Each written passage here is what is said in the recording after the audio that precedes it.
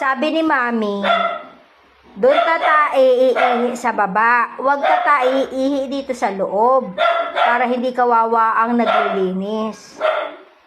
Kayo iwan dito. Si Mami pupuntang bukid.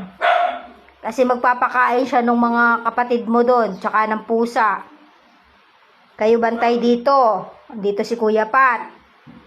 Si Burger. Si Sophie. Yan, nakikinig ka? Babalik si Mami. Huwag iihi dito sa loob. Wala maglilinis. Sa baba ang tae at saka ihi. Tapos nandun yung inuman mo ng tubig. Uminom ka ng uminom ng tubig na mawala na yung lagnat mo. Nakikinig ka kay Mami na? Makinig kay Mami para maging okay ka na. Dahil pag di ka pa okay, padodoktor ka. Lalagyan ka ng dextrose. Iwanan ka doon sa ospital na naman. Gusto mo nun? Kaya dito ha. Pag si Chambe nagkalat ng mga unan, galitan mo si Chambe. Sabihin mo kay Chambe, huwag magkakalat ng unan. Wala si Mami.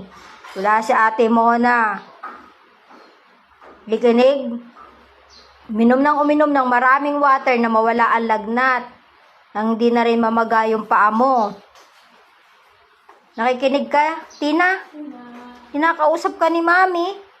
Dapat nakikinig ka. Hindi ilalampas tenga mo. Iisip mo ba?